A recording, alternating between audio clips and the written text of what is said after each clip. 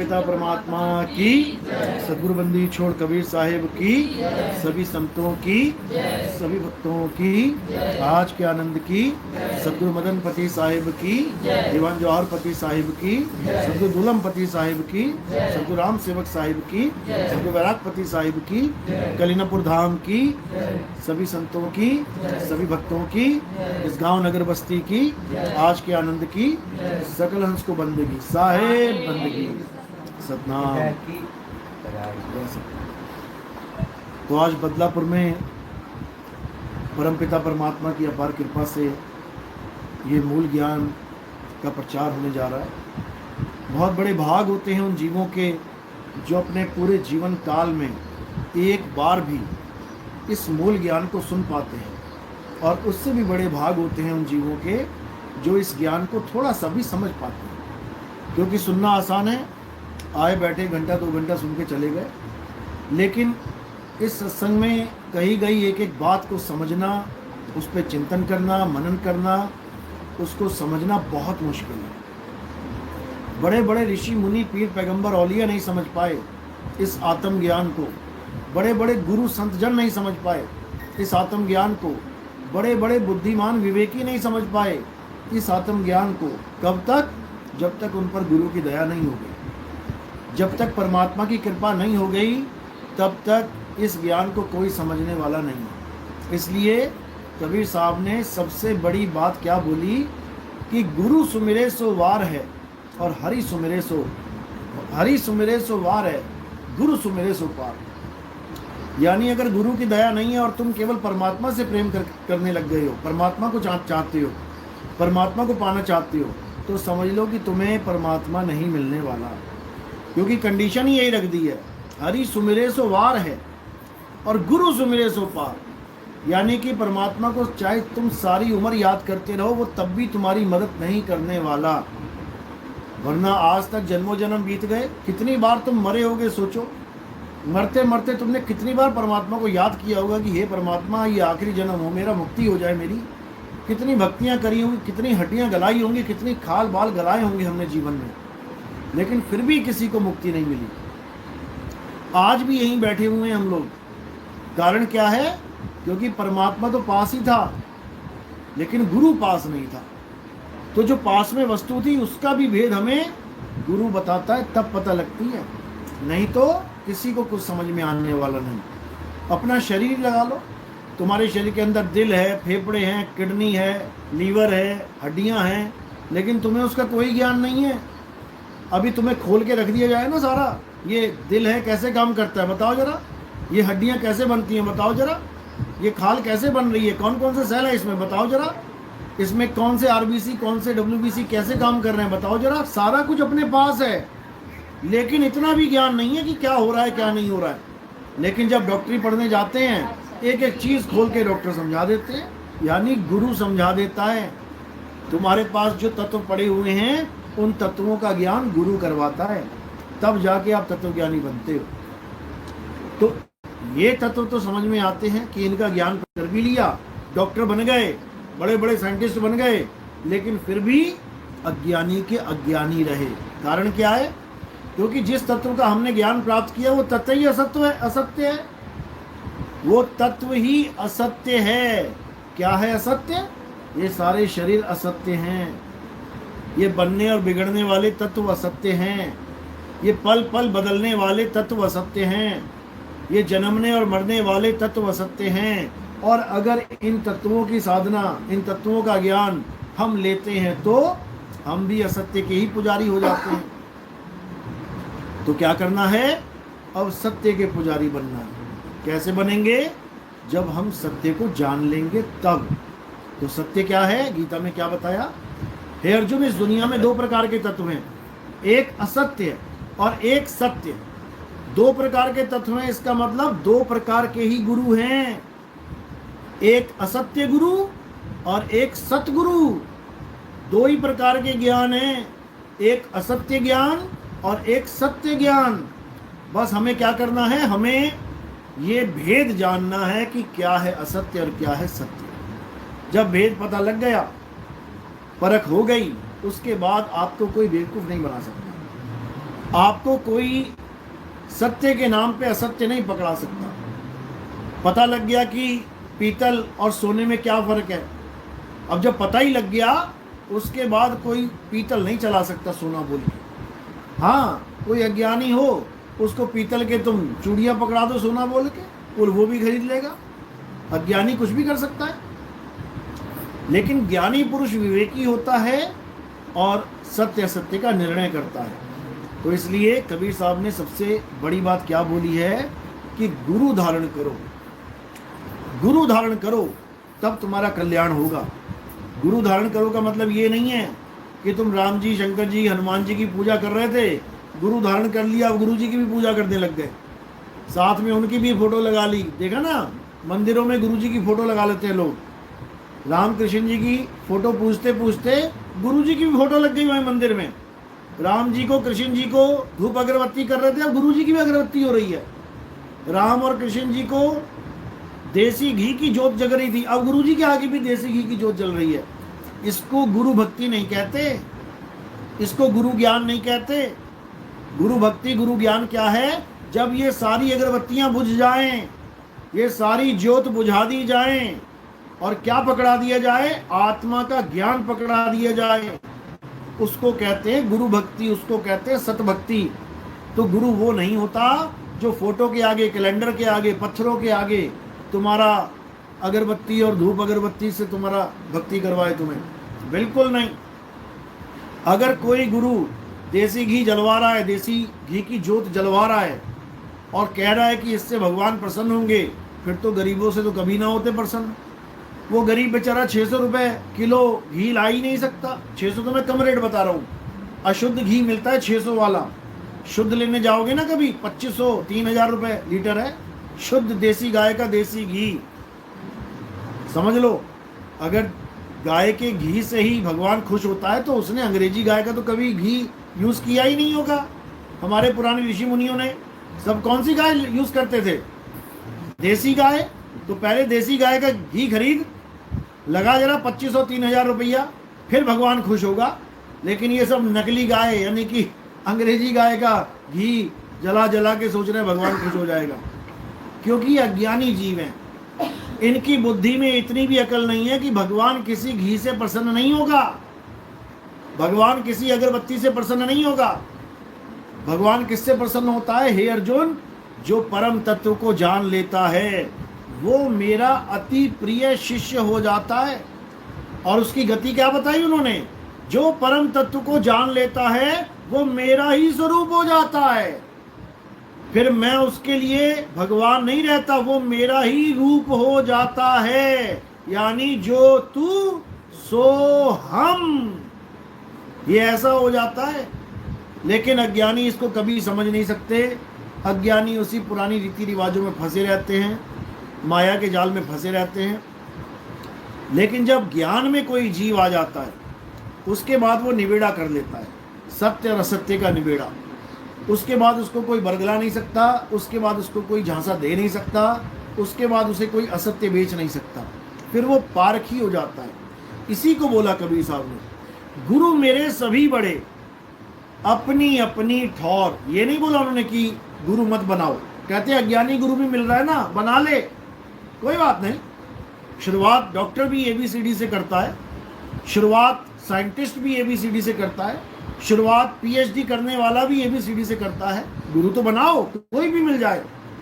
किसी भी स्कूल में एडमिशन करवा दो तुम, आंगनबाड़ी में करवा दो, उसके बाद सरकारी में करवा दो, प्राइवेट में करवा दो, कैसे भी करवा दो, लेकिन बच्चे को एक ट्रैक पे ले आओ।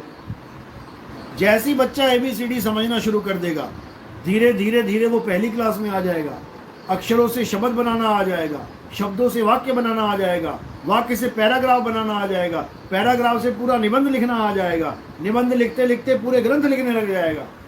तो शुरुआत कहाँ से हुई? ABCD से। इसलिए ABCD भी बुरी नहीं है, लेकिन उसका लेवल बहुत नीचे है। तुम कहो कि ABCD पढ़ता पढ़ता पढ़ता ABCD में ही पढ़ता पढ़ता बच्चा डॉक्टर बन जाएगा क्या? कभी नहीं। वो जेड के आगे उसका खेल ही खत्म हो जाएगा, उसके आगे उसको पता ही नहीं क्या बोलूं। किसी भी बच्चे से कह देना ABCD सुना, जेड पे आके खत्म हो जाएगी उसकी कहानी। वो कब डॉक्टर बनेगा? तो इसी प्रकार गुरु तो धारण करो, लेकिन ये जान के करो कि उसका लेवल क्या है, उसका ठौर क्या है। क्योंकि गुरु तुम्हें ठौर बताता है, गुरु तुम्हें निज घर का स्थान बताता है कि तुम्हारा निज घर कहाँ है।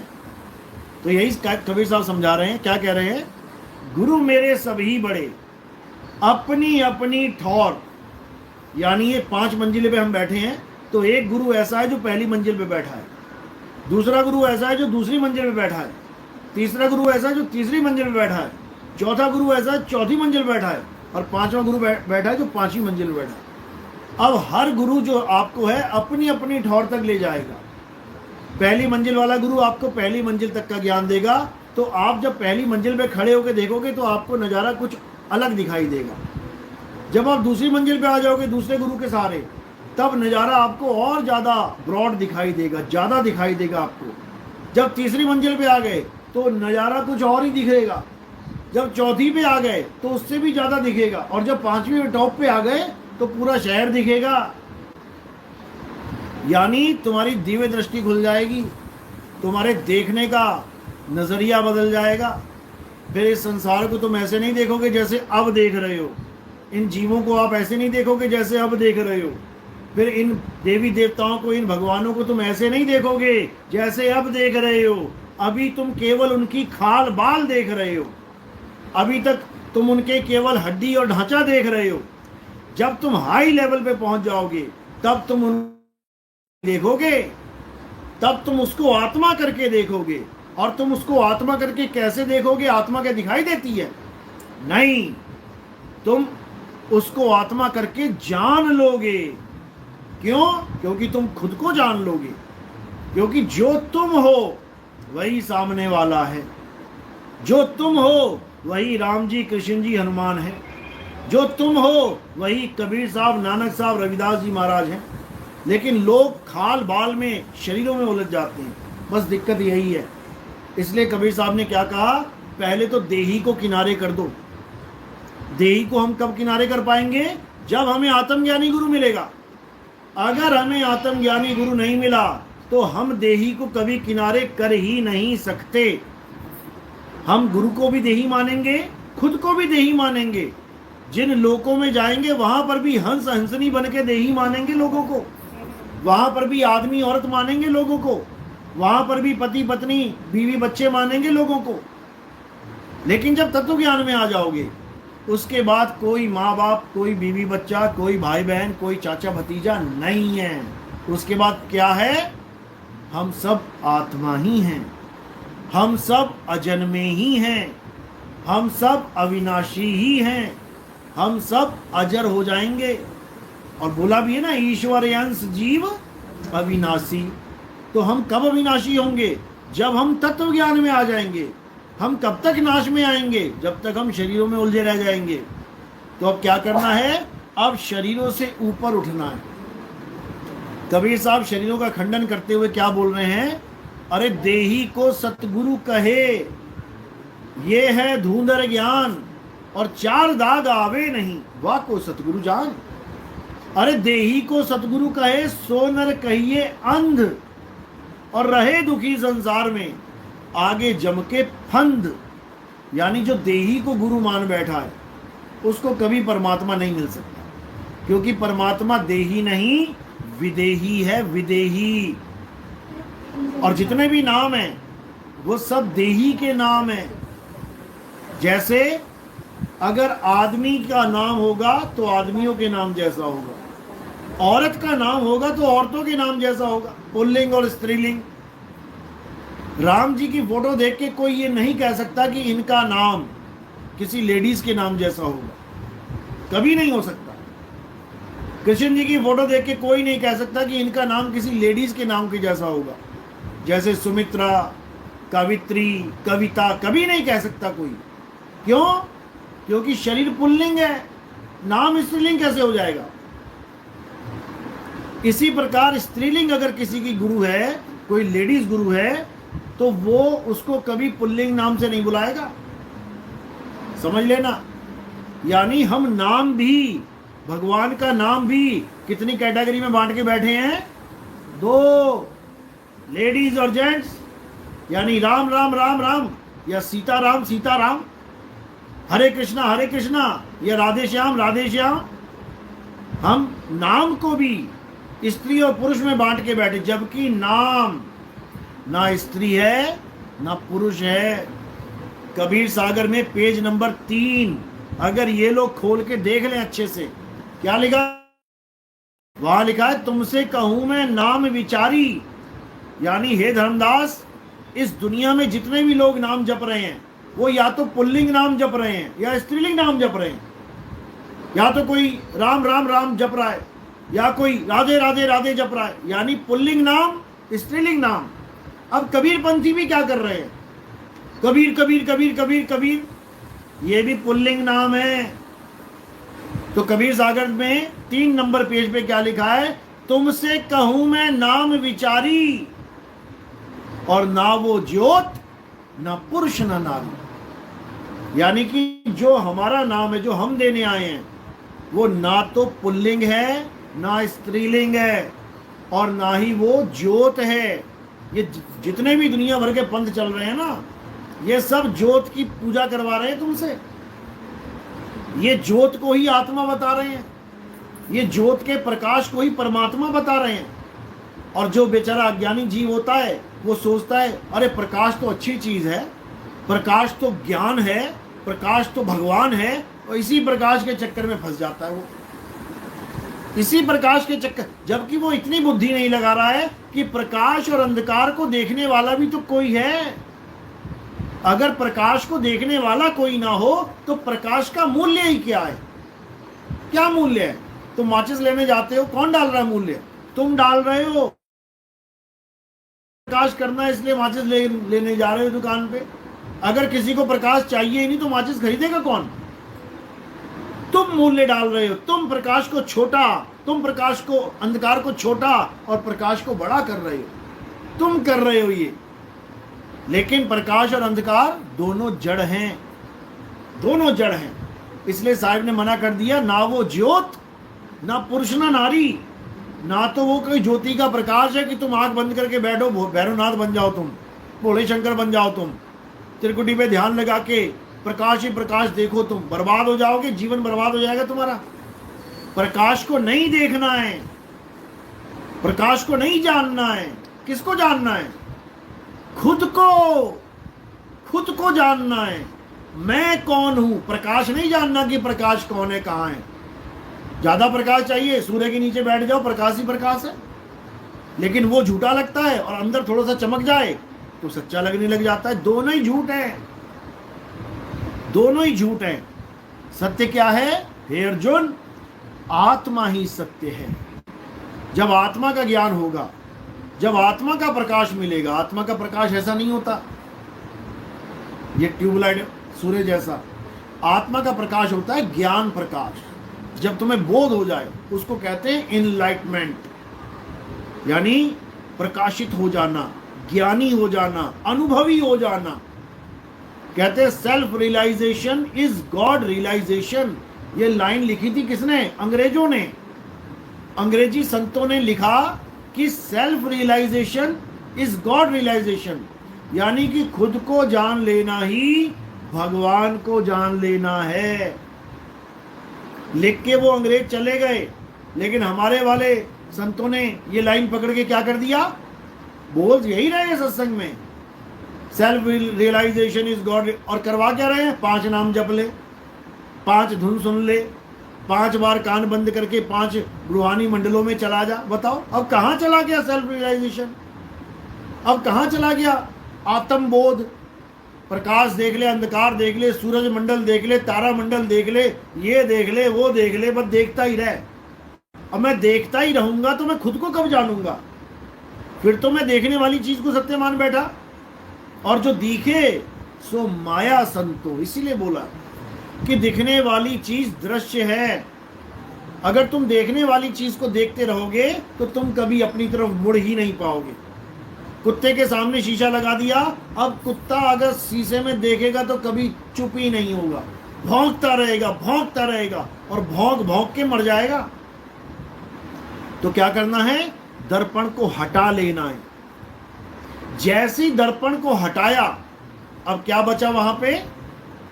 तुम्हारा निज स्वरूप। और जो दर्पण में दिखाई दे रहा था, अज्ञानी उसको समझते हैं निज स्वरूप। वो निज स्वरूप नहीं है।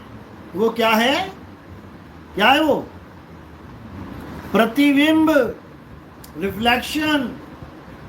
वो निज स्वरूप नहीं है। निज स्वरूप कब मिलेगा? जब शीशा हटा दोगे। अब क्या बचा? अब तुम तो बचे। तो कुत्ता जब तक शीशे को देख रहा है, उसको प्रतिबिंब दिखाई दे रहा है, तब तक वो भौंक भौंक के मरेगा। इसीलिए कबीर साहब ने बाणी तक लिख दी इसके ऊपर। क्या लिख दिया? जैसे स्वान कांच मंदिर में भरमते भूख मरे हो। यानी शीशा लगते ही तुम्हें निज स्वरूप नहीं, तुम्हें भ्रम पैदा हो जाएगा। शीशा हटाते ही तुम्हें निज स्वरूप प्राप्त हो जाएगा। और तुम्हें निज स्वरूप ही प्राप्त करना है। तुम्हें किसी और का नाम नहीं जपना है, तुम्हें निज नाम जपना है। कबीर सागर में क्या लिखा है? 3 गुणों की भक्ति में भूल पड़ा संसार, और कहें कबीर निज नाम बिन कैसे लागे पार। निज नाम यानी मेरा निज नाम। मेरा नाम क्या है मुझे ये जानना है। लेकिन मैं इन अधूरे गुरुओं के चक्कर में दूसरों के नाम जपता जपता जन्म बर्बाद करके चला गया। इसलिए साहिब ने हर प्रकार के नाम का खंडन कर दिया है। हर प्रकार के नाम का बिल्कुल हटा दिया। तो क्या बोल रहे हैं? एक नाम को जान के। कौन सा नाम? निज नाम। एक नाम को जान के दूजा दे बहा, और चंचल से नीचल भया नहीं आवे नहीं जा। यानी एक असली नाम को, अपने नाम को जान के ये 52 अक्षरी नामों को बहा दे। कोई कह रहा राम राम जपेगा तो मुक्ति मिलेगी, उसी धर्म का दूसरा आदमी कह रहा है नहीं राधे राधे जपोगे तो मुक्ति मिलेगी। उसी धर्म का तीसरा आदमी कह रहा है नहीं ओम नमः शिवाय जप के मुक्ति मिलेगी। उसी धर्म का चौथा आदमी कह रहा है बिल्कुल नहीं, हनुमान जी का नाम जप के मुक्ति मिलेगी। उसी धर्म का 5वां आदमी कह रहा है नहीं शनिदेव शनिदेव करो तो मुक्ति मिलेगी। बताओ। उसी धर्म का 6ठा आदमी कह रहा है कि दुर्गा दुर्गा करके मुक्ति मिलेगी। उसी धर्म का 7वां आदमी कह रहा है कि ब्रह्म को जान के मुक्ति मिलेगी। बताओ, एक ही धर्म में इतनी शाखाएं बन गई किस कारण? अज्ञानता के कारण। और कह सभी रहे हैं परमात्मा एक है। अरे तुम खुद ही एक ना हो पा रहे हो। भोले शंकर वाले, एस्कॉन मंदिर वाले तुम्हें यूट्यूब में दुनिया भर के दिख जाएंगे एक दूसरे को गालियां देते हुए। वो कह रहे हैं भोले शंकर सबसे बड़े हैं, शंकर जी से विष्णु जी की उत्पत्ति हुई है। और एस्कॉन वाले कह रहे हैं नहीं विष्णु जी से शंकर जी की उत्पत्ति हुई। दोनों लड़ मरेंगे आपस में, तब भी ना जान पाएंगे कि आखिर उत्पत्ति हुई कैसे है, क्योंकि इनको तत्व ज्ञान है ही नहीं। ये तत्वों को जानते ही नहीं है, ये सत्य को जानते ही नहीं है। ये नकली तत्वों को भगवान मान बैठे हैं। ये नकली तत्वों को भगवान मान बैठे हैं। नकली तत्व यानी ये 5 तत्व की काया।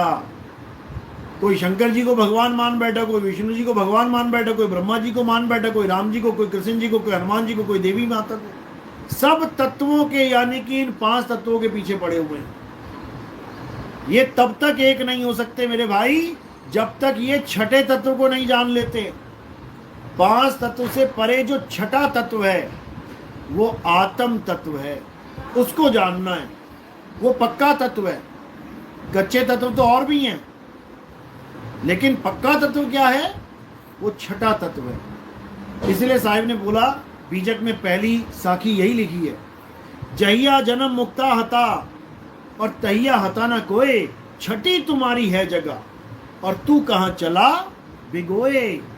यानी तू अपने असली तत्व को छोड़ के कहाँ 5 में फंस गया जाके। अब भी समय है, वापस घूम जा, उलट जा, यू टर्न ले ले इस संसार से। इसी को बोला उलट समानी आप में, खुद में उलट जाना है। उलट समानी आप में प्रगति ज्योत अनंत और साहिब सेवक एक संग, खेले सदा बसंत, यानी फिर ऐसा बसंत आ जाएगा कि पतझड़ सदा के लिए खत्म हो जाएगा। लेकिन कब? जब तुम्हारे जीवन में कोई भेदी गुरु आएगा।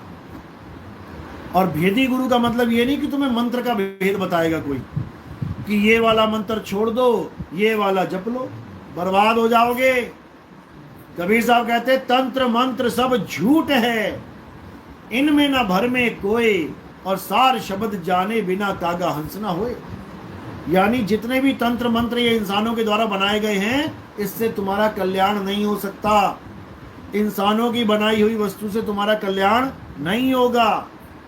तो क्या करना है? उसको जानना है जिसको कोई बना ही नहीं सकता।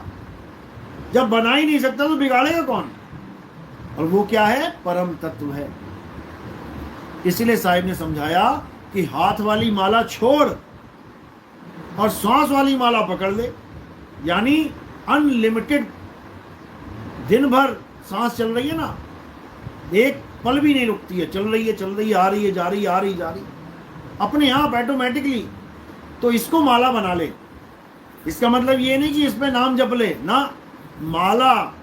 माला तो कर्मे फिरे, जीव फिरे, नाम कहीं और चल रहा है, माला कहीं और चल रही है।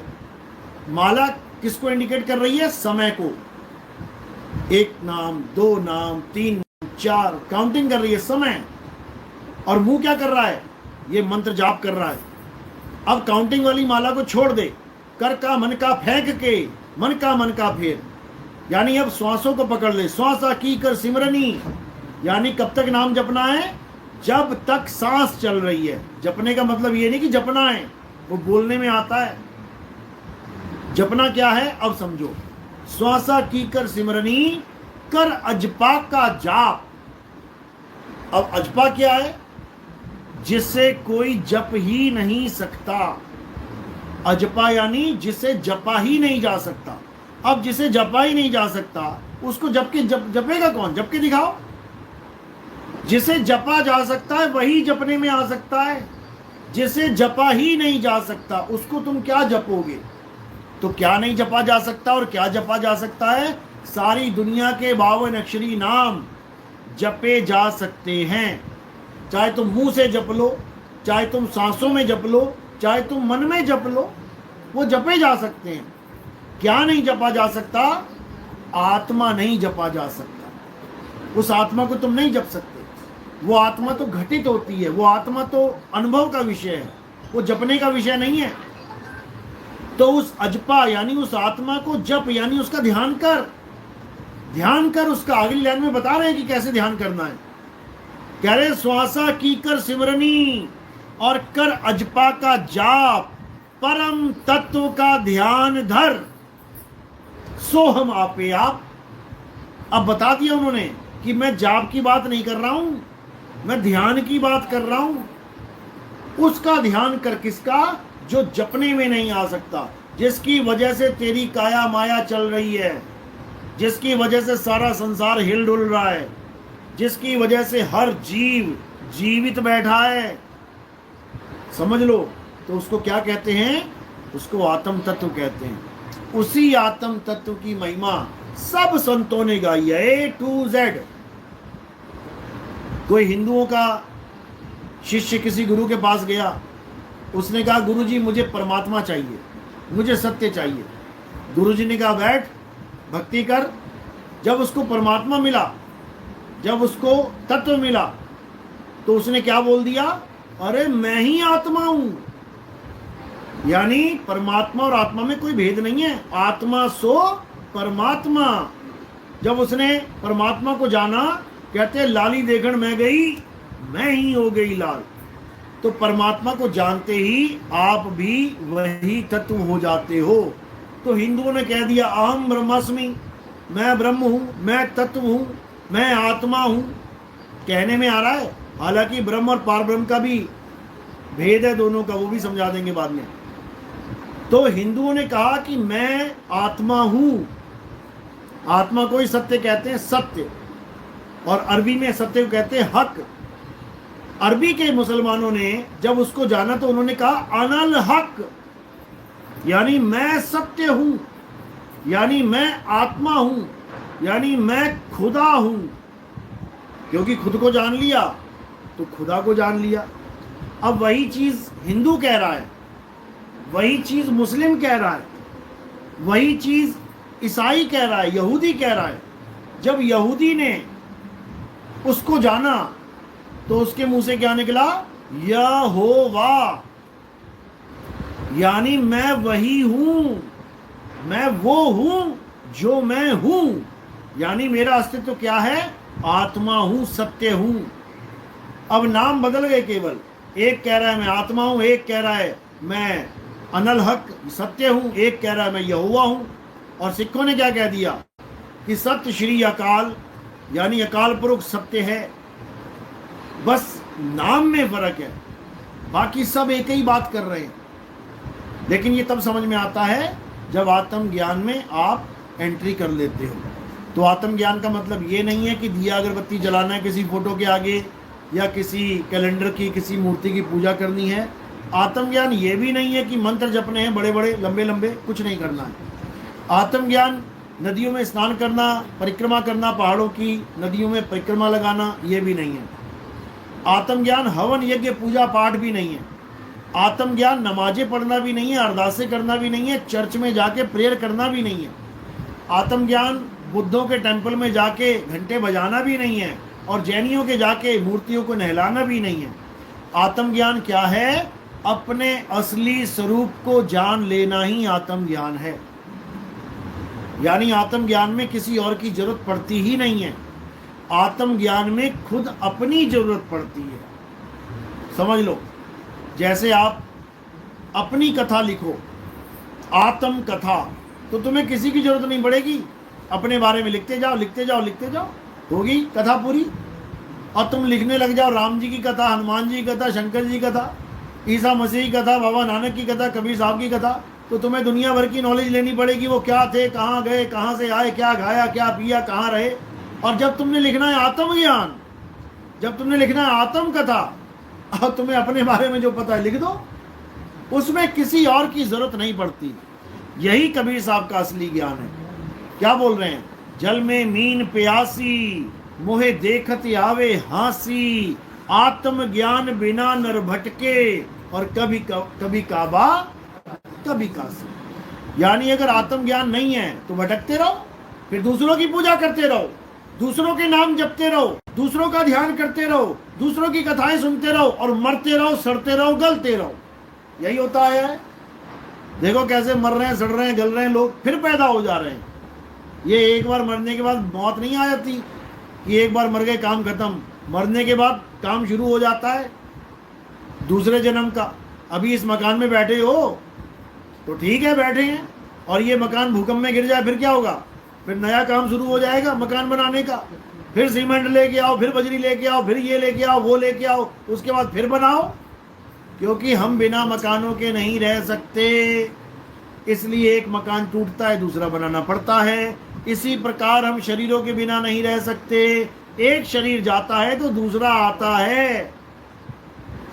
अब हम कैसे रहेंगे शरीर के बिना, ये भी बता रखा है कबीर साहब ने, ये भी समझा रखा है कि है जियरा तू अमर लोक का, बड़ा कालवश आई हो, मन ही स्वरूपी देव निरंजन, अरे तुम्हें राखे भरमाई हो। कह रहे हैं तू अमर देश का है, अमर लोक का जीव है तू, तुझे इस नाशवान काया की जरूरत नहीं थी। लेकिन एक बार आके जो तूने गलती कर दी है, अब ये गलती आज तक नहीं सुधारी गई, अब ये गलती आज तक नहीं सुधारी गई, इसलिए बार बार जन्म रहे हैं, मर रहे हैं। अब क्या करना है? कहते हैं मिले गुरु, जब गुरु मिल जाएगा तो पारक उत्पन्न हो जाएगा। जब पारक उत्पन्न हो जाएगा तो ये नाशवान संसार, नाशवान काया तुम्हें झूठी लगने लग जाएगी, और तुम खोजी हो जाओगे किसके? सत्य लोक के। सत्य लोक का मतलब ये नहीं कि वहाँ कोई मकान दुकान या बड़ी बड़ी बिल्डिंगों वाला सतलोक। सतलोक का मतलब तुम्हारा सत्य स्वरूप, जहाँ पर तुम्हारी सुरता विश्राम करेगी, आराम करेगी, सदा सदा के लिए तुम्हारी सुरत अपने स्वरूप में समा जाएगी, जिसको बोला सुरत समाए शब्द में और वाको काल ना खाए। अगर काया मिल गई तो काल खा जाएगा, लेकिन काया में रहना ही नहीं है। इस काया रूपी तीन लोक देश में रहना ही नहीं है। रहना नहीं देश बेगाना है। अरे ये धरती कागज की पुड़िया, बूंद पड़े घुल जाना है। ये संसार झाड़े और झाकड़, उलझ पुलझ मर जाना है। कहें कबीर सुनो भाई साधो, सतगुरु नाम ठिकाना है। ये सतलोक ठिकाना नहीं है हमारा। सतलोक, अलख लोक, अगम लोक, अनामी लोक, ये सब माया के जाल हैं। ये परमात्मा का घर नहीं है। परमात्मा का घर क्या है? सतगुरु नाम ठिकाना है। यानी नाम यानी शब्द, नाम में समाना है, यानी शब्द में समाना है। सुरत समाए शब्द में और वाको काल ना खाए।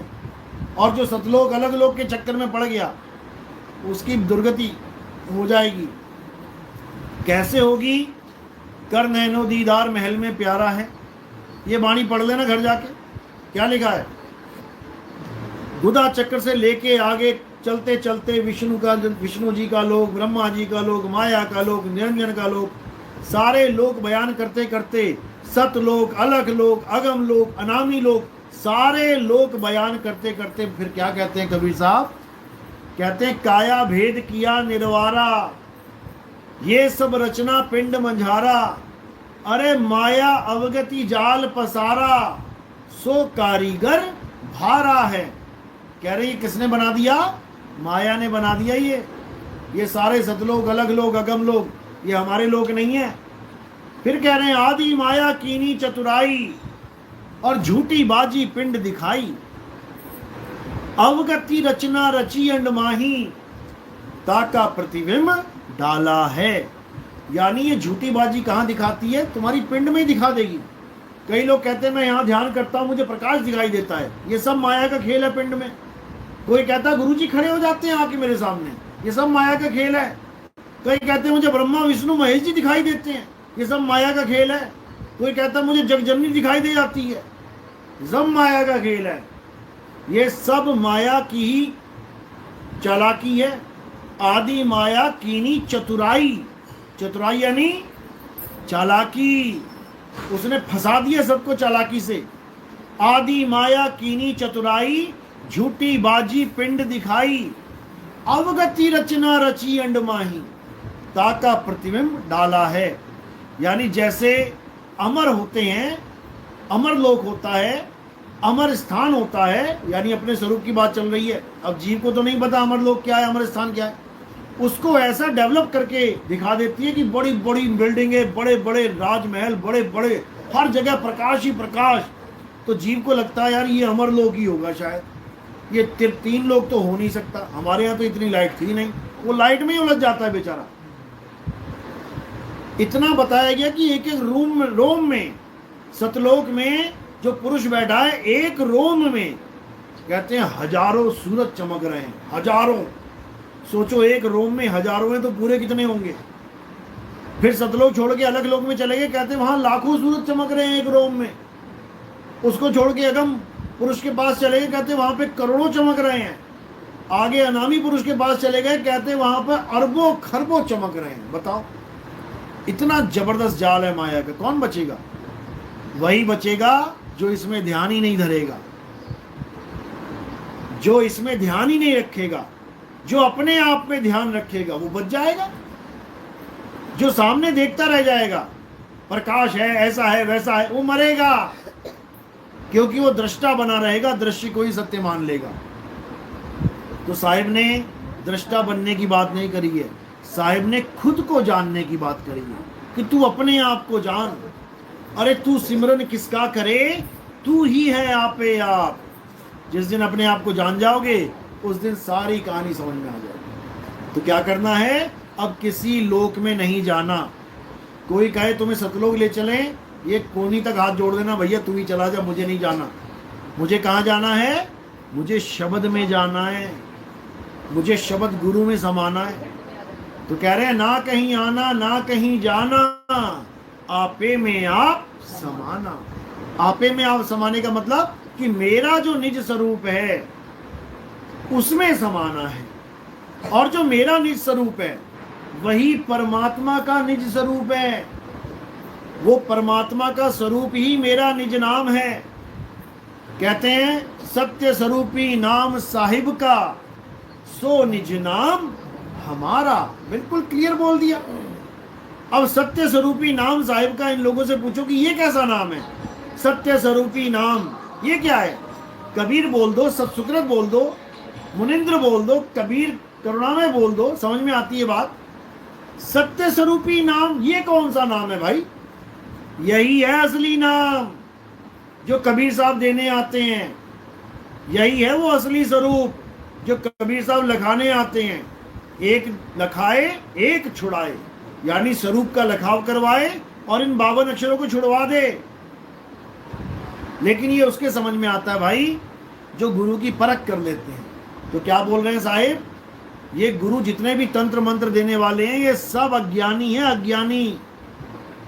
घर घर मंत्र देत फिरत हैं माया के अभिमाना, और गुरुआ सहित शिष्य सब बूढ़े, अंत काल पछताना, साधो देखो ये जग बौराना।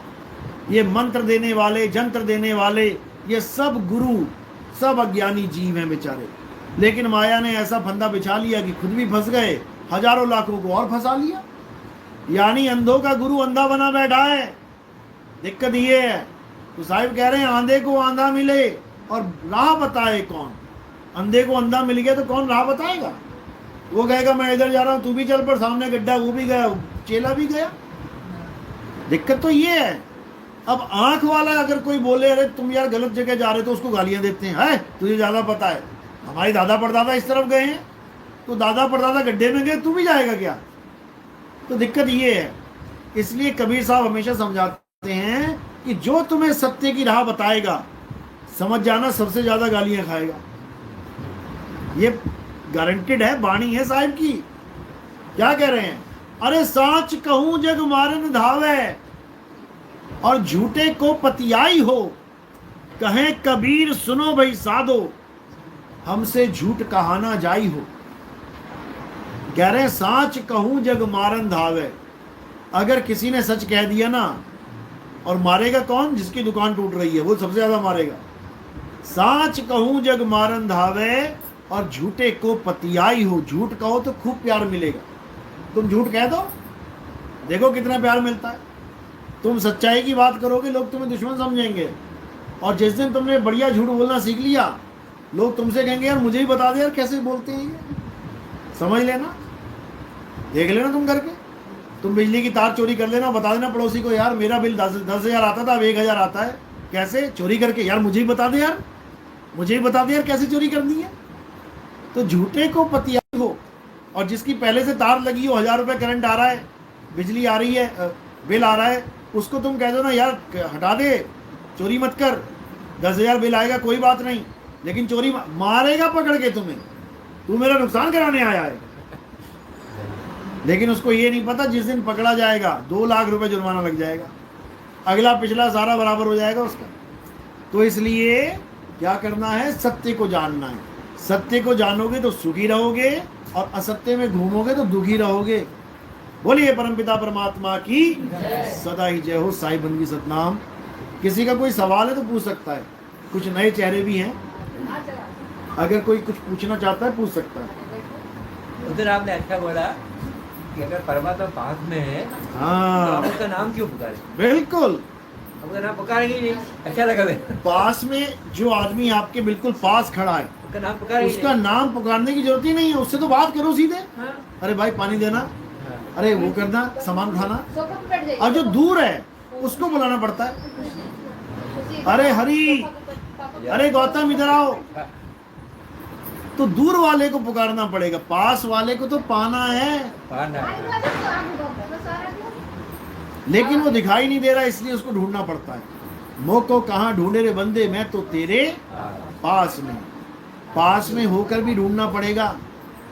पास में का मतलब ये नहीं तो सामने खड़ा हो जाएगा, वो है तुम्हारे पास में, लेकिन तत्व रूप में है, इसलिए वो समझ में नहीं आता। दूसरा आपने बोला था कि एक ने आपने पूछा, उसमें अल्लाह हमारा बड़ा है, तो आपने बोला कितना बड़ा है? गुरुजी जो सूक्ष्म होता है वो हाँ पूछो। ये मतलब इधर आप पहली बार आए हैं तो हाँ। बोले कि आपके गुरु जी से मतलब कुछ मन में शंका है वो मैं पूछूंगी। पूछो, पूछो। अगर आप आए हैं तो पूछ लीजिए। गुरु का काम है शंकाओं का समाधान करना। नहीं, जैसे कि मैं प्रेमानंद जी का सत्संग सुनती हूँ, प्रेमानंद जी का बहुत अच्छी बात है, सत्संग सुनते हैं। बहुत अच्छी बात है। तो वो बोलते कि राधा नाम जो इतना बड़ा उनमें जो ताकत है, जो सामर्थ्य है, अच्छा, उनका नाम जप करने से हर दुख तकलीफ मतलब हर चीज से हम बच सकते हैं। हर चीज से बच सकते हैं। हाँ, तो ये 500 साल गुलामी में रहे हम लोग, अंग्रेज भी मार मार के भूत बना गए हमें, और मुसलमानों ने भी बना दिया भूत। कौन सा मंत्र बचा गया बताना जरा। राधा नाम भूल गए थे क्या सारे पंडित लोग? जप लेते राधे राधे। क्यों गुलामी झेलनी पड़ गई? क्यों भगत सिंह जैसों को फांसी पे चढ़ना पड़ गया? राधे राधे जप लेते, सारी प्रॉब्लम सही हो जाती। सोमनाथ का मंदिर 17 बार लूट लिया गया, ओम नमः शिवाय मंत्र भूल गए थे क्या तुम लोग? जप लेते ओम नमः शिवाय, भोले शंकर को प्रकट कर लेते। नहीं बता रही ये शंका समाधान कर रहा हूं मैं। नहीं। जो लोग ये कहते हैं राधे राधे करने से तुम्हारी बड़ी से बड़ी दुविधा खत्म हो जाएगी, 4 मच्छर घुस जाए ना कमरे में और तुम जप लेना राधे राधे, वो मच्छर तक नहीं मार सकता राधे राधे। मच्छर को भगा तक ऑल आउट लगानी पड़ेगी तुम्हें। समझ में आ रही बात? समझ में आ रही है। तो फिर लेकिन वो बाबा जी बोलते हैं कि मतलब अरे वो बाबा जी बोलते हैं, उनको बोलने दो, उन बाबा जी का काम है ये। बाबा जी नहीं बोलेंगे तो खाएंगे क्या? तुम अपनी बुद्धि लगाओ। तुम्हारे पीछे कुत्ता पड़ा है, तुम कौन सा मंत्र बोलोगी बताओ? भागोगी 11 नंबर गाड़ी पे, भूल जाओगी राधे राधे और हरे कृष्णा और अल्लाह अकबर वाहेगुरु, दौड़ोगी भागोगी जान बचाओगी। किसकी वजह से? किसकी वजह से भागोगी? आत्मा की वजह से। आत्मा तुम्हें बचाएगी, राधे राधे नहीं बचाएगी तुम्हें। किसी गलत में मत रह जाना। अच्छा बाबा जी एक और है, हाँ। जैसे कि अभी मतलब कि भगवान सच में है या बस ऐसी सब भगवान सच में हैं, लेकिन वैसे नहीं जैसे तुम मानती हो। नहीं वही पूछना था। पहले मतलब मतलब अभी मूर्ति पूजा करते थे, हम लोग करते हैं बहुत है पूजा, तो मतलब ठीक है। जैसे कि अभी किसी ने भगवान को देखा तो नहीं है, तो उनकी प्रतिमा मूर्ति के द्वारा ही हम समझ पाएंगे ना। मुझे एक बात बताओ, हाँ, तुम्हारे दादाजी को किसी ने नहीं देखा, उनकी प्रतिमा बना दी। तुम्हारे दादाजी को तुमने नहीं देखा, लोगों ने प्रतिमा बना दी जिन्होंने देखा है। अब तुम उसको भोग लगाओगी जाके क्या पत्थर को? दादाजी मान लोगी क्या? पहले ये बताओ। अरे दादाजी थे, खाते थे पीते थे बातें करते थे, वो दादाजी थे। हम कह रहे हैं वो दादाजी थे, और दादाजी की मूर्ति बना के तुम उसको दादाजी मान लोगी तो कहाँ की तुम्हारी बुद्धि और अकल है बताओ? पत्थर को तुम भगवान मान लोगी तो इससे बेवकूफ इंसान दुनिया में कोई नहीं है। भगवान पत्थर के थे क्या? राम जी पत्थर के थे? नहीं वो तो हकीकत में तो फिर तो तुमने कैसे मान लिया पत्थर को भगवान? नहीं तो उनको किसी हनुमान जी पत्थर के? तो किसी ने अगर नहीं देखा तो पत्थर के बना दोगे? क्या बच्चों वाली बातें कर रहे हो? मेरे मंदिर में ऐसे अरे तुम्हारे दादा परदादा को भी किसी ने नहीं देखा, तब भी पत्थर का नहीं बना सकता कोई ये मेरे दादाजी थे। फोटो बना सकते हो, हाँ, फोटो बना दी तुमने, लेकिन उसको दादाजी थोड़ी नहीं कह दोगी कि उसको खाना खिलाने लग जाओगी तुम। नहीं खाना तो फिर तुमने कैसे मान लिया? फोटो को फोटो मानो, ठीक है मेरे दादाजी थे वो लटके हुए हैं, लेकिन वो दादाजी हैं नहीं। अगर दादाजी थे, कोई चोर आता था वो लठ मार के भगाते थे, ऐसे 10 फोटो लगा देना दादाजी की, चोर आएगा दादाजी आशीर्वाद दे रहे होंगे, ले जा ले जा। बताओ काहे के दादाजी? बेवकूफ बना दिया इन लोगों ने भगवान के नाम पे। इसी को समझना है कि भगवान का अस्तित्व क्या है। हे अर्जुन, मैं शरीर नहीं हूं, मैं आत्मा हूं, अजन्मा हूं। बताओ अजन्मा किसको कहते हैं?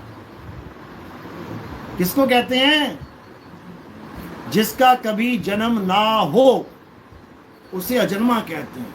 वो कह रहे हैं अध्याय 4 में 5 में भी बोले हैं कि मैं अजन्मा हूं, मेरा कभी जन्म नहीं होता। और तुम किसकी पूजा कर रही हो? जिसका जन्म भी होता है और मरण भी होता है।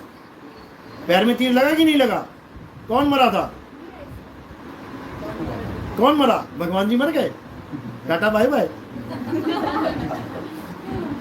पूछिए आप समझ में नहीं अरे बेवकूफ बना रहे ये लोग तुम लोग को। इसे दिमाग को इतना ये तुम कर लोग दिया को ना। बेवकूफ बनाया जा रहा है भगवान के नाम पे। अब जैसे ना बाबा जी करके भी डर लगता है, बता रहे हैं आपको कि जैसे अभी नवरात्रि आ गई है तो मतलब पूरा 9 दिन दिया पूजा पाठ अर्चना उनके भक्त में लगता है नहीं करेंगे तो मतलब स्टार्टिंग कुछ में गलत ना हो जाए। मुझे एक बात बताओ, हाँ, जब 9 दुर्गा नहीं थी, वो तो सुनो, थी ना। जब नहीं थी तब किसकी पूजा करते थे? जब राम जी नहीं थे, त्रेता में आए ना, तब किसकी पूजा करनी थी? जब कृष्ण जी नहीं थे तब किसकी पूजा होती थी? जब ब्रह्मा विष्णु महेश नहीं थे तो किसको भगवान कहते थे? पता है ना ब्रह्मा विष्णु महेश पैदा होते हैं, किसने पैदा किए थे? नहीं पता? भगवान है ये तो फिर क्या पता है फिर तुम्हें? गर्व से कहो हम हिंदू हैं लेकिन पता कुछ नहीं है भाई, कुछ पूछ मत लेना हमें। ब्रह्मा विष्णु महेश पैदा कौन करता है? ब्रह्मा विष्णु महेश जी को पैदा श्रीमद् देवी भागवत महापुराण पढ़ लेना। मुसलमानों का नहीं है, किसका है? अपना ही है ना। पढ़ा कभी? नहीं पढ़ा, इसीलिए बाबा जी ऐसे अच्छे लगते हैं तुम्हें कि राधे राधे जप ले, राम राम जप ले। अरे जब राधा भी नहीं थी, राम भी नहीं था, जब कृष्ण जी का भी कोई अवतार नहीं था, 10 अवतार नहीं थे, बताओ किसका नाम जपना था? फिर किसका जपते? अगर ये 10 अवतार कैंसिल हो जाते, भगवान कहते नहीं यार मैं नहीं लेता, जाओ। भगवान कहते नहीं लेता यार 10 अवतार, जाओ तुम, फिर क्या करती? फिर कहाँ होते हरे कृष्णा हरे कृष्णा? फिर कहाँ होते राधे राधे? कहाँ होते राम जी? कहाँ होते? बताओ। बेवकूफ बना दिया इन लोगों ने तुम्हें। असली भगवान वो है जिसका कभी जन्म नहीं होता, जिसका कभी मरण नहीं होता। आदि अंत एको अवतारा, सोई गुरु समझो हमारा। हमारा वो गुरु है जिसका कभी जन्म होता ही नहीं है, मरता ही नहीं है। बताओ हम किसका नाम जपें? आत्म देव ही सबका गुरु है। नाम जपना मतलब नहीं जपना है, नहीं जपना है। ये नाम किसने बनाए? आ ई उ का खा गा चा छा जा टा। अगर या रा ला वा शा पा फा बा भा मा, ये लाइनें 2 हटा दो। अब बताओ रा और माँ कैसे जपोगी? बताओ।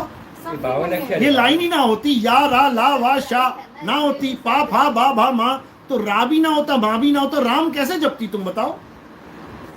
ये लाइन बना दी किसी ने तो तुम जप रही हो, लाइन नहीं बनती तो ना जप पाती। मन में ऐसी बातें आती कि उनका नाम आके रखा किसने होगा राम? अरे उनके पिताजी ने रखा है, दशरथ जी ने। नहीं, जैसे ये राम राम, जैसे जब वो बाण लगे थे उनको, हाँ किनको? श्रवण जी को, हाँ तो उनके जब वो तो मरे थे, जब उनका पहले बहुत बढ़िया, उन्होंने राम राम बहुत कैसे बढ़िया। जप बस यही मैं समझाता हूँ, यही समझ में नहीं आता किसी को।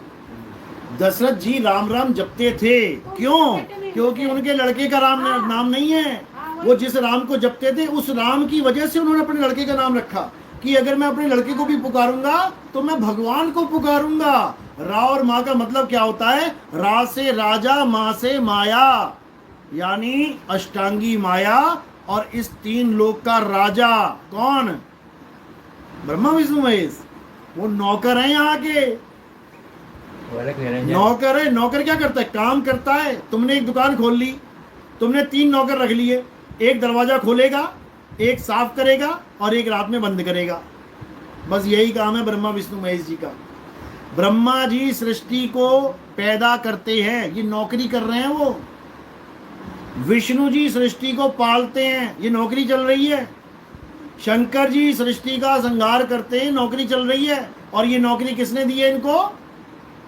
श्रीमद् देवी भागवत महापुराण पढ़ लेना, तुम्हें पूरा अच्छे से लिखा मिलेगा कि हे ब्रह्मा तू सृष्टि को पैदा कर, हे विष्णु तू सृष्टि का, हे शंकर तू सृष्टि का संहार कर। अब शंकर जी कह रहे माता ब्रह्मा को इतना अच्छा काम दे दिया पैदा करने का, पुण्य कमा रहा है। विष्णु जी को इतना अच्छा काम दे दिया पालन करने का, पुण्य कमा रहा है। ये मुझे ऐसा काम क्यों दे दिया कि मैं सबको काटता फिरूं? ये लिखा हुआ है, वहां पे पढ़ो जाके कि मुझे ऐसा तमोगुणी काम क्यों दे दिया कि मुझे संहार का देवता बना दिया तुमने। लिखा हुआ है, जाओ पढ़ो। लेकिन तुम्हें कोई नहीं बताएगा। क्यों? धंधे बंद हो जाएंगे इनके, दुकानें बंद हो जाएंगी इनकी, क्योंकि लोग खोजेंगे कि ब्रह्मा विष्णु महेश से बड़ा कौन है। और जब वो समझ में आ गया फिर उसके भी बाप को खोजने लग जाएंगे लोग। यानी ब्रह्मा विष्णु महेश के दादाजी की बात चल रही है यहाँ पे। दादाजी कौन है? दादाजी उनके, तुम्हें तो अब्बा जी का नाम पता होगा, तुम्हें तो पिताजी भी नहीं पता होगा। अभी यहाँ दादाजी की बात चल रही है। ब्रह्मा विष्णु महेश के पिताजी कौन हैं? आपने सबने नाम सुना है, एक भी ऐसा नहीं है जिसने नहीं सुना होगा। कौन है? पता है? पता है? नहीं पता? पता है? अभी मैं नाम बोलूंगा ना, अभी सबको याद आ जाएगा। आधा नाम बोलूंगा, पूरा तुम खुद कर दोगे। अलख निरंजन। देखा, सुना बेटा पहले कभी अलख निरंजन सुना है ना? कौन है ये? हैं? नाम सुना है? नाम तो सुना है पर कभी शक्ल नहीं देखी इसकी, इसीलिए नहीं देखी। ब्रह्मा विष्णु महेश ने नहीं देखी, उन्होंने नहीं देखी। ब्रह्मा विष्णु महेश ने नहीं देखी। एक ऊपर भाग रहा है, एक नीचे भाग रहा है पिताजी को ढूंढने के लिए। युगो युग भागते चले गए, हाथ जोड़ के खड़े हो गए, कहते हमें पिता के दर्शन नहीं हुए माता, और उसको दर्शन नहीं हुए, तुम्हें कहां से होंगे?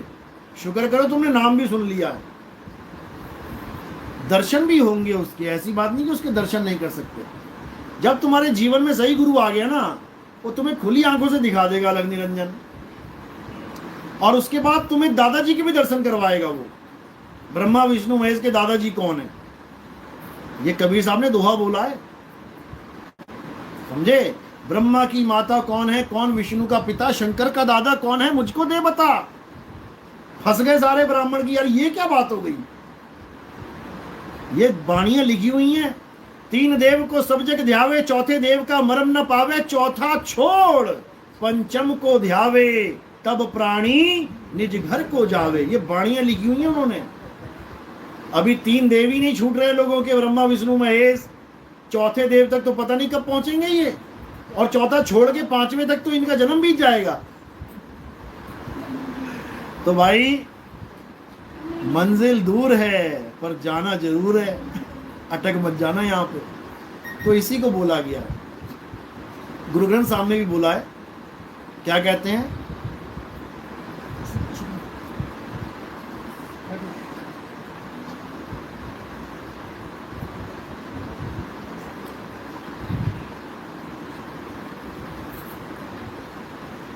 वाणी बड़ी ये याद, चलो कोई बात नहीं, तुम्हारा याद आएगी। उसमें बोला है कि एक भंडारी, एक संसारी, एक लाए दीवान, एका माई जुगत बिहाई। वाणी क्या है गुरु ग्रंथ साहब में? कहते एका माई यानी एक ऐसी माँ है, जुगत बिहाई, बड़ी जुगती के साथ शादी कर ली उसने। किसके बारे में बात चल रही है? अष्टांगी दुर्गा जी के बारे में बात चल रही है कि वो ऐसी जग जननी है कि उसके पति का किसी को पता ही नहीं है वो कौन है, और सब कह रहे हैं जग जननी माता। अरे बिना बाप के माता कैसे होगी? जग जननी जो अष्टांगी है, उसका पति कौन है? किसी को नहीं दिखाई दे रहा वो। गुरबाणी में क्या कह रहे? एका माई जुगत बिहाई, तीन चेले परवान, यानी तीन चेले यानी तीन पुत्र बना दिए उसने। एक संसारी, एक भंडारी, एक लाए दीवान।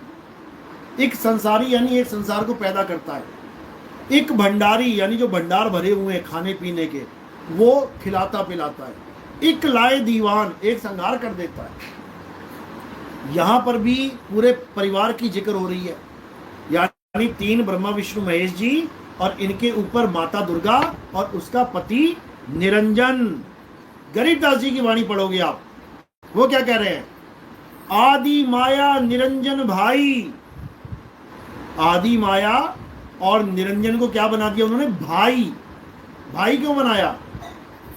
वो तो मियां बीवी हैं। उसके बेटे और दोनों भाई बहन हुए। क्यों बनाया? क्योंकि वो परमात्मा के ही बच्चे हैं। एक बाप के दो बच्चे हैं, कौन? मन और माया। अब एक बाप के दो बच्चे हैं, एक लड़का और एक लड़की, तो क्या क्या लगे वो आपस में? भाई बहन। लेकिन क्या हुआ कि दोनों ने सृष्टि बना दी, आगे तीन और पैदा हो गए। दिक्कत ये हो गई।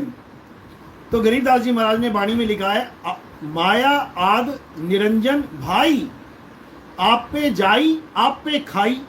यानी पूरे संसार को, पूरे जगत को खुद ही पैदा करते हैं, और पूरे संसार पूरे जगत को खुद ही खा जाते हैं।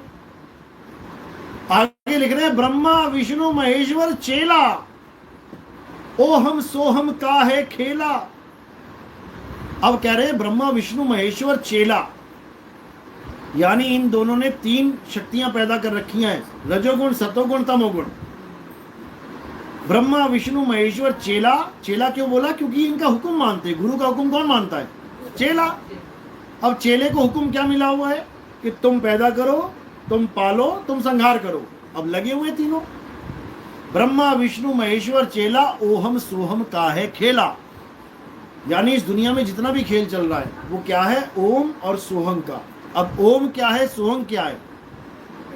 तो गरीबदास जी महाराज समझा रहे हैं, ओ हम काया मरी मरी जाए, सोहंग फिर गोता खाए, ओम मारे ओम मरे, और सोहंग लख 84 फिर है।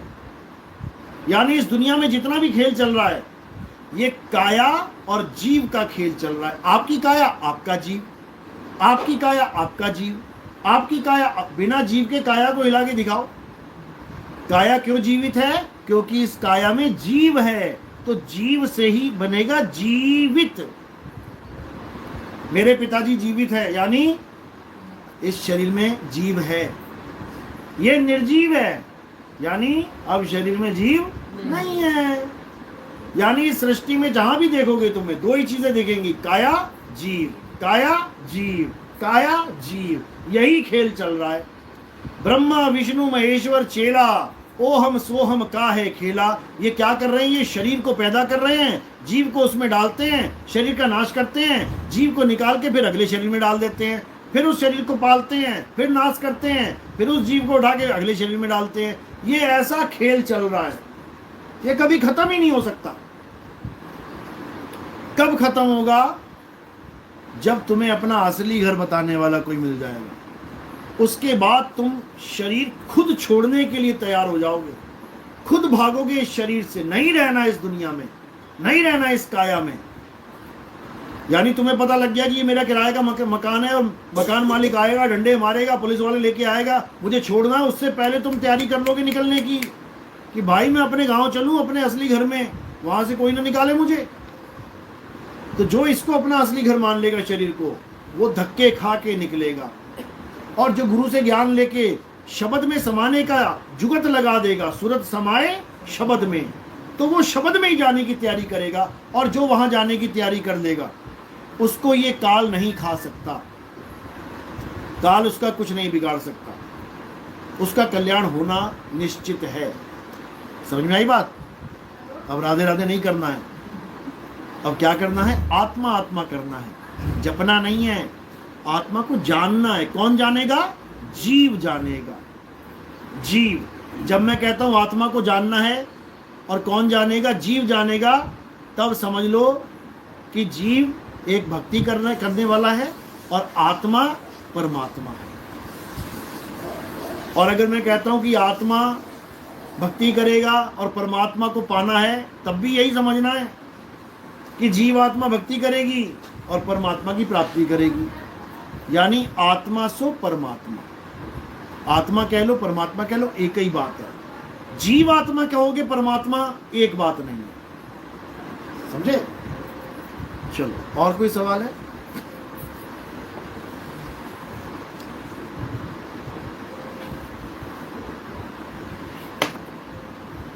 देखो, कोई भी गुरु है, हम किसी गुरु को गलत नहीं कहते, हम ज्ञान को गलत कहते हैं।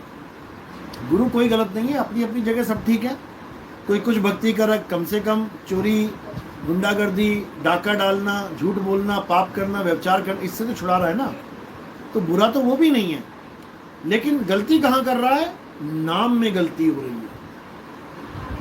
यानी सारे काम तुम अच्छे कर लो, लेकिन तुम्हारे पास सच्चा नाम नहीं है, तो तुम वापस इस दुनिया में आ जाओगी, आओगी, फल मिलेगा। तुम नाम जपोगी, तुम्हें फल मिलेगा। क्या मिलेगा फल? अरबपति करोड़पति जाओगी। लेकिन उसके बाद ये अरबपति करोड़पति कहाँ जाएंगे? ये सब भ्रष्टाचारी बन बैठे, कहाँ जाएंगे? ये नरकों में जाएंगे। इसलिए बोला गया है तपो राज राजो नरकम। यानी जब तप करने से राज मिलता है, और राज जब मिल जाता है तो बुद्धि भ्रष्ट हो जाती है और फिर जीव नरक में जाए। यानी जप और तप इनडायरेक्टली आपको नरक में ही भेजते हैं। और हम क्या करवाते हैं? हम जप और तप छुड़वा देते हैं। जाना ही नहीं है नरक में। अरे जब आना ही नहीं है तो क्यों राजा बने हम यहाँ पे? तपो राज, तपस्या करने से राज मिलता है। अरे नहीं चाहिए राज, भाड़ में गया राज। मैं मुक्ति की बात कर रहा हूं, ये कह रहे राज मिलेगा, भाड़ में गया राज, नहीं चाहिए। अब बताओ क्यों करूं मैं जप और तप? नहीं करना है जप और तप। क्या करना है? हे अर्जुन, अपनी आत्मा को जान।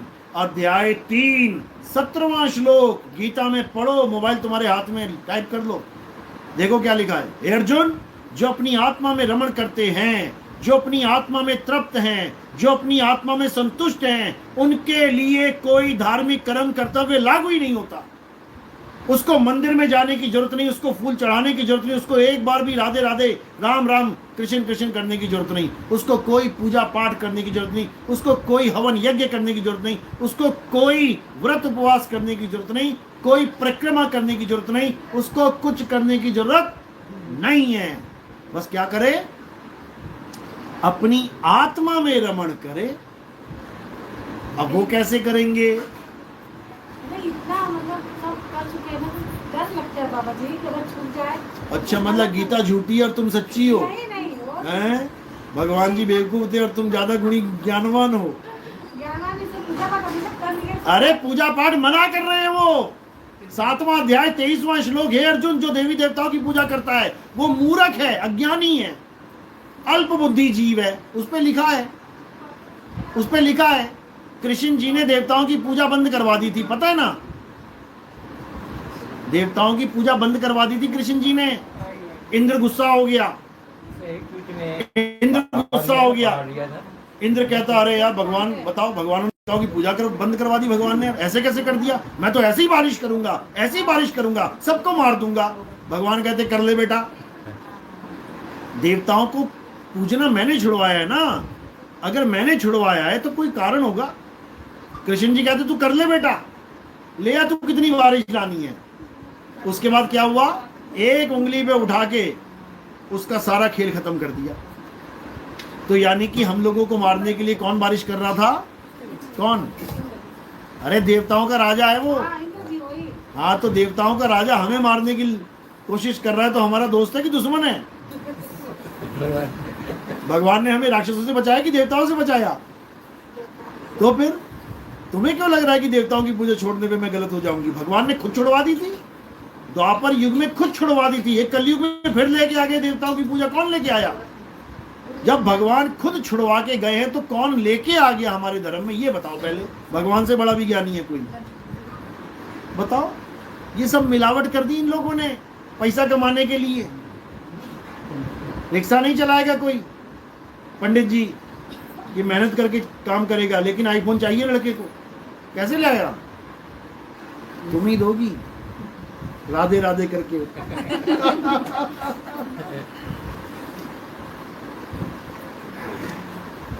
तुमसे राधे राधे करवाएगा और बच्चे को आईफोन दिलवाएगा। तुम करो राधे राधे, समझे? वो इसलिए कहते हैं भगवान के नाम से सब कुछ मिलता है, क्योंकि उनको सब कुछ मिल रहा है। वो नाम जप रहे हैं, जपवा रहे हैं, उनको लाखों रुपए आ रहे हैं। वो कैसे कह सकता है कि नाम से कुछ नहीं मिलेगा? जो भगवान की आरती गा रहे, अंधन को आंख दे, कोढ़िन को काया, बांझन को पुत्र दे, निर्धन को माया। जिस मंदिर में ये आरती चल रही है, बाहरी कोढ़ी भी बैठा है, गरीब भी बैठा है, और 20 साल से बैठा है। ना अंधे को आंख मिली, ना कोढ़िन को काया मिली, ना बांझन को पुत्र मिला, ना निर्धन को माया मिली। अब पंडित जी से पूछा किसी ने कि पंडित जी आरती में तो ऐसा लिखा हुआ है और बाहर भिखारियों को कुछ मिल नहीं रहा है, तो पंडित जी बड़ा होशियार है, क्या बोल रहा है? अरे ये भगवान से नहीं मांगते, इंसान से मांगते हैं।